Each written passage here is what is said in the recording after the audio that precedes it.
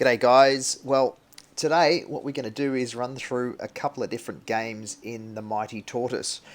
Now, massively misunderstood tank. It's a Tier 9 British tank destroyer.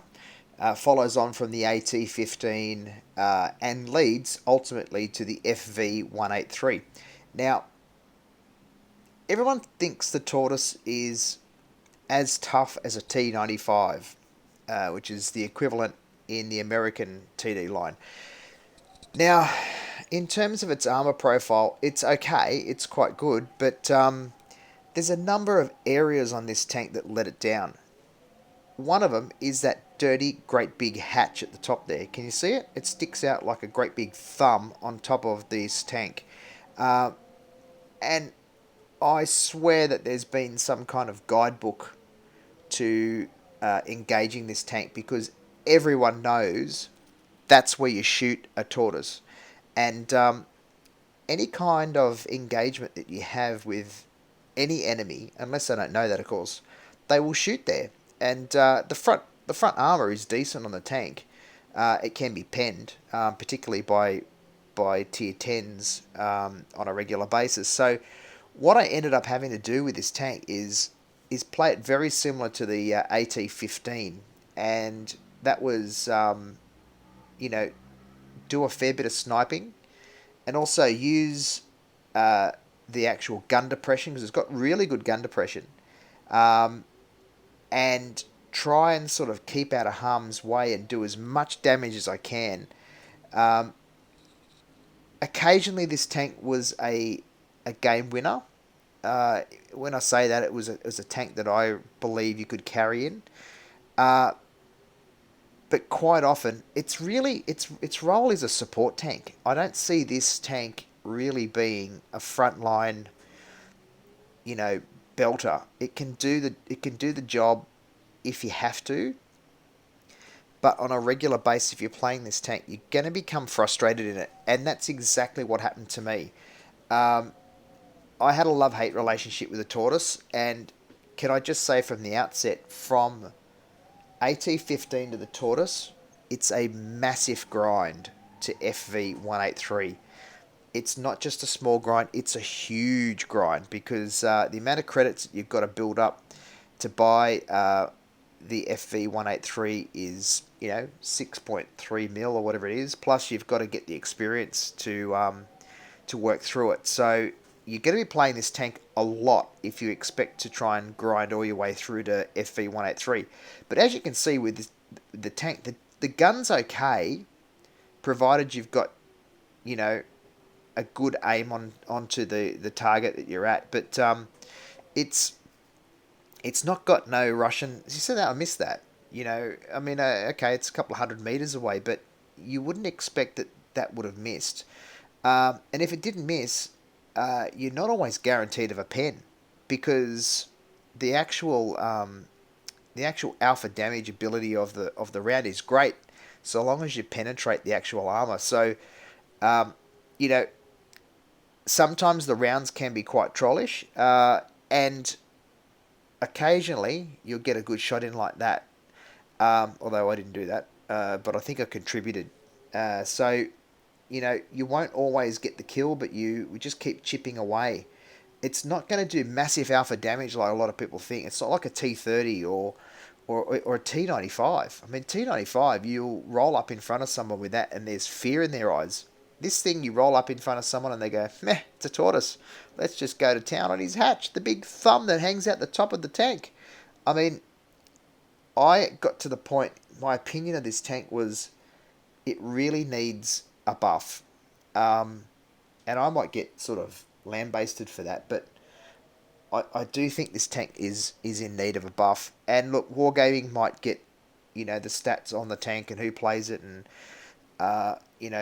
what the coefficient of drag on the epitome of nowhere is. I don't know how they work these things out. I seriously don't. But you can work over tanks good, and it's not all doom and gloom. I will show you a game where I actually win something in this tank, but I actually thought I'm going to show you a game where it's all over by the shouting. you can see I've just been putting damage after damage after damage into every tank, but the trouble is they just won't sit still in front of your gun long enough for you to kill them. And I know that's going to sound really silly, but look at that. They're now putting hits on me, and I'm just getting hammered from every direction. My driver's dead because he sits up in the thumb. Um, and now I've got a tank with a diminished capability because my driver's dead. We're trying to get by without the driver, they keep telling you.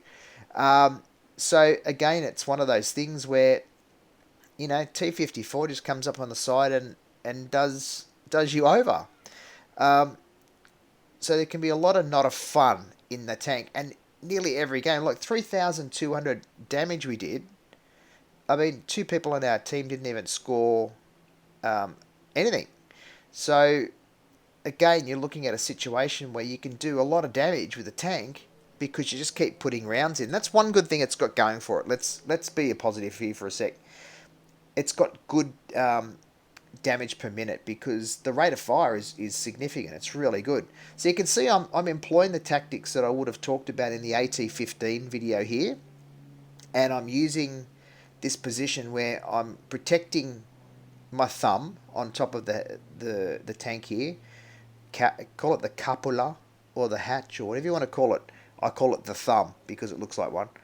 And I'm just trying to keep the tank protected because I know that I can be flanked from either side, and it's weak as all anything on the sides. But you see that shot there, perfect shot into the side of I think it's a PTA. It's really small on my screen to see, but hits his tracks. Didn't even hit the tank itself, which means it didn't do any kind of damage at all.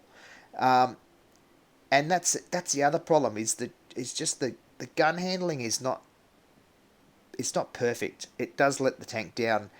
I believe the gun is probably not quite there for this tank in terms of what they're trying to achieve. And you can have a look here. It's like now I'm just trying to keep myself out of harm's way. I'm yelling for help, and the most of the other team they're just trying to get by. Everyone's just trying to get by in Blitz at the moment. It's so hard. Some of the playing styles and the players. Look at that. Just destroyed the engine. So now again, it's got to be repaired. It's another repair kit, and all these things cost money. And you can see the rest of the team has just been obliterated. There's me and one other guy. He's trying to go up against that E75, which has sort of kept him off my butt. But again, it's one of those things where you just can't do enough damage to enough people and stay safe all the time. See, straight away he hits the thumb, and that's where you're being let down all the time because even though you can, do a little bit of sort of peekaboo damage, it's not enough. And then all of a sudden, an SU-101 pops up out of the side and destroys you. So it's not all doom and gloom for the Tortoise, but I tell you, it's really tough going.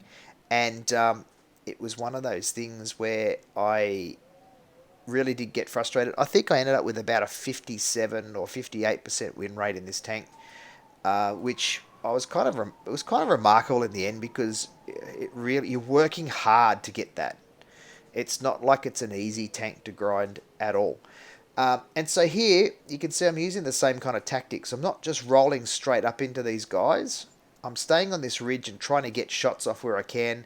Use the damage per minute again, and just looking for targets. You see everyone's now going in to hit these blokes up front, and so I've got to follow.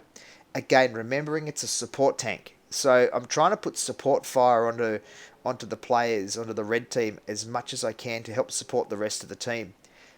Because I know if I roll up there and I'm the front line, I'm going to get absolutely hammered.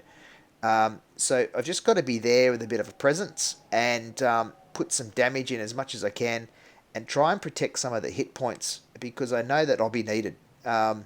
You will burn through hit points. As soon as someone comes onto you and they start aiming for your thumb, you're gone. You will shred hit points. And they know it too. They know that they can do big damage. Like that waffle tractor, he can penetrate the armor on the front of this, and quite effectively. You can see here, the other thing we try and do is aim for the tracks.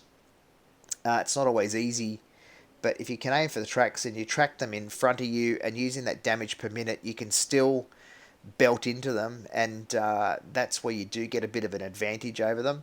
Um, and probably it was something that I didn't do enough in this tank, but the opportunity doesn't always arise. So you've just got to take those chances where you can.